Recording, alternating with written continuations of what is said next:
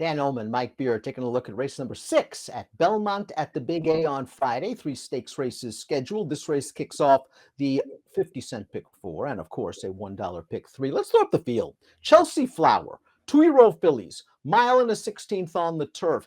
This is a big and bulky field with 3 also eligibles. Gold Lightning, the number 2, is getting a little bit of class relief, Mike. She was in against some Breeders' Cup bound horses in the Miss Grillo. 2 starts back at Saratoga. No problems at a big price for big connections. Yeah, looks good breaking her maiden first time out. Didn't run as well in the Miss Grillo last time, although as you pointed out, that was a tougher field. Maybe there are some excuses to be had for that performance, and I think she can do better. But she's not the only one getting class relief in this race. Feels like a pretty competitive field. There has got to be some pace in this race, and Timeform US agrees. I think, though, that Mike Red Burgundy, the number 1, is the most likely horse to make the front. She showed high speed in her first route effort last time out. I realize Living Magic is stretching out in distance. I think she can come to hand. Ozara is a horse that's shown a little bit of speed, but it's not like she's some blazer. No, I think those things are all true. I don't know how fast this pace is going to be, Dan. It'll be interesting to see how it plays out early because, first of all, it's in New York. And in these turf routes, there's never any pace in these races. And I get that Red Burgundy just wired a field to break her maiden. She walked on the lead that day. It's not like she went fast to get there. The pace was super slow. She took advantage. Personally, I think Tricky Temper has a chance to make the lead, stretching out first-time turf for Jeremiah Engelhardt. But let's start things off with Red Burgundy, who did get away to that very easy lead in this race. This was her first route effort. It is for New York-bred maiden special weights, and you just don't get an easier trip than this, Mike, and she is all out to hold on. Yeah, it's not a particularly compelling performance, even though she is going to get the job done here. Listen, this is what she's bred to do. She's bred to be sort of a 2-turn turf horse, and she did, get the job done here. But just considering how easy she had it early, the fact that she's saved by the wire in this race, I don't know, man. That doesn't really do a lot for me. She did face Colts 2 starts back sprinting, but she was just run over in the stretch that day. We talked about Gold Lightning. She ran very well in her career debut at Saratoga to pull off the upset. And then last time out in the Miss Grillo, she took some money. I couldn't find an excuse. I thought the trip was there for her. It just wasn't her day. And maybe those horses are just light years more better than the horses she's going to be facing on Friday. I'm not sure I want to take too short of a price off that last effort. I just didn't love it.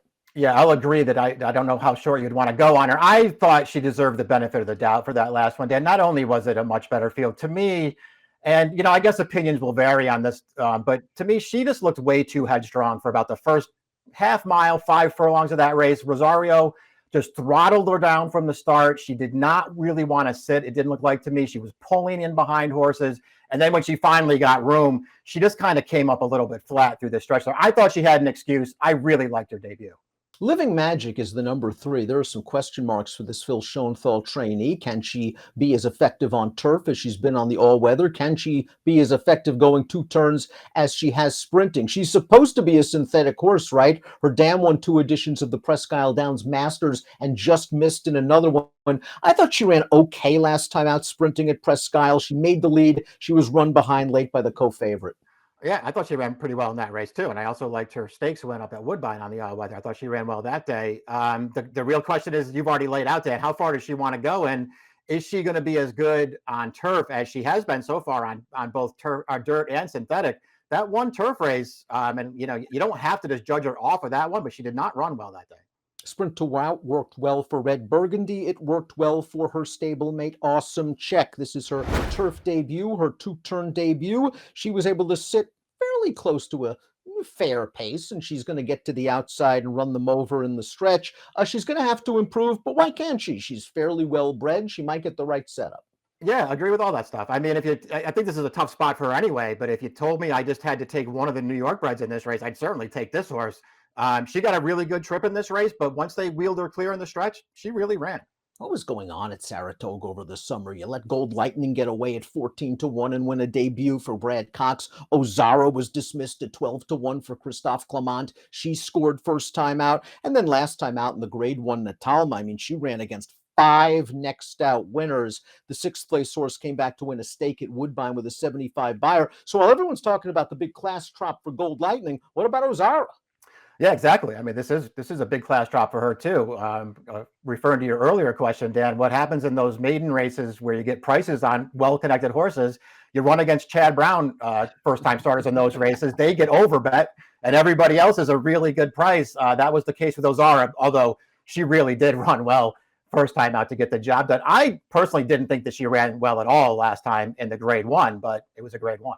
While the 1 and the 3 should show some speed, Tricky Temper, I think, will as well. Stretching out for the first time, switching to turf. She's by Super Stallion into Mischief. She's a half to a turf winner. It's not like this pedigree is just exploding with turf, but I think there's enough that if she can step, she can factor at a price. Yeah, I think that's probably a fair way to look at her, especially because she's 15 to 1 on the line. I mean, I don't love her pedigree, but maybe this is what she really wants. It's at least worth noting that Englehart has tried to get her on turf twice so far, and he's gotten rained off both times.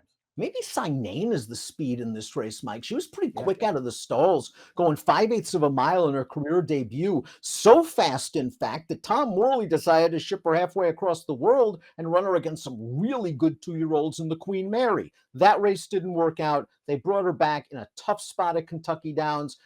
Throw that race out. Maybe she's the one to make the front. Javier's riding great right now. Yeah, true enough. I mean, it's certainly fair to just, maybe want to give her the benefit of the doubt for the last 2 races. The race at Ascot, whatever. An American horse did ship over and win that race, Crimson Advocate.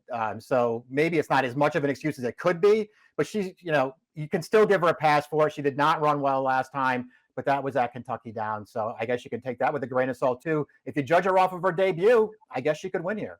Speaking of Chad Brown, he has Latte Lizzie in here, and Latte Lizzie wasn't one of those overbet Chad horses in the debut. 18 to 1 at Saratoga, ran okay for third, then ran in this stakes race at Kentucky Downs and again got third. Sort of an even late-paced running style thus far for Latte Lizzie, but maybe she'll get some pace to attack here for Arad Ortiz. Yeah, maybe it'll set up the right way. She runs fine in this race. Overall, I thought she got a good trip.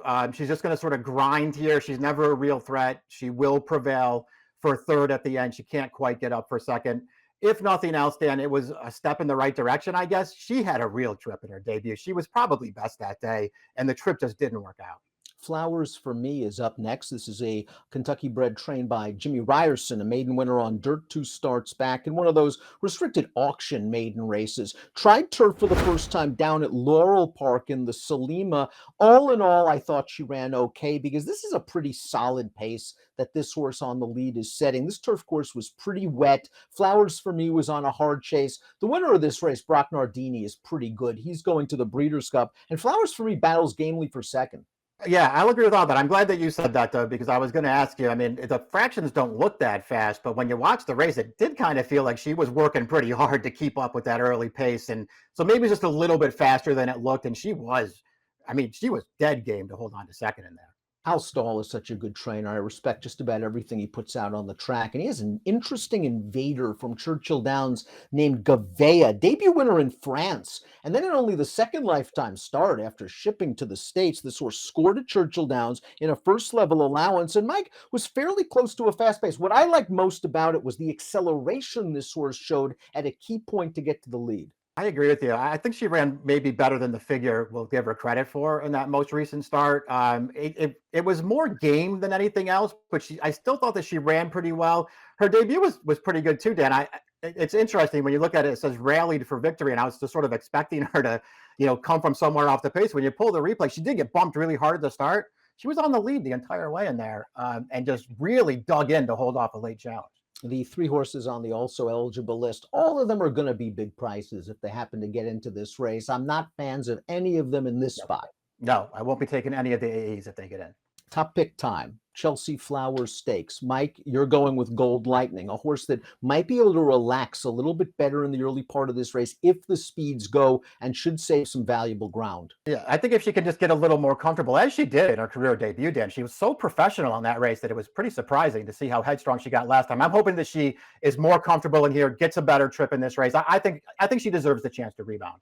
Like you, I'm not sure how fast this pace is going to be. I think Living Magic's going to be 1-2 going into the backstretch. She's pretty battle tested. I think she has enough pedigree to get the trip, and she's bound to be a price for out of town connections. 2-8-10-5 for Mike, 3-8-2-5 for me. It's the Chelsey Flower on a Good Friday card at Belmont at the Big A.